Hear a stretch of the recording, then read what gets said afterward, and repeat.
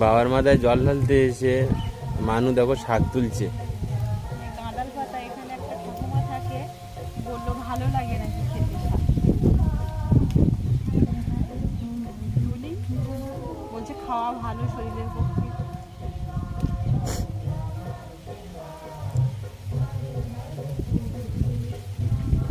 পুজো দেওয়া হয়ে গেছে। পুজো দেওয়া হয়ে গেছে, একটু পরে আমরা যাব। এখন একটু বাবার কাছে আছি বসে।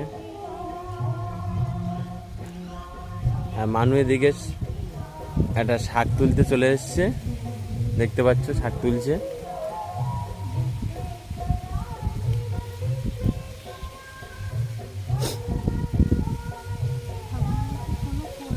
এই পাতাগুলো তো ভালো জানি, শুনেছি আমি। আমি তো প্রথম দেখলাম এইখানে। গ্যাস বিচ্ছিরি বলো আবার।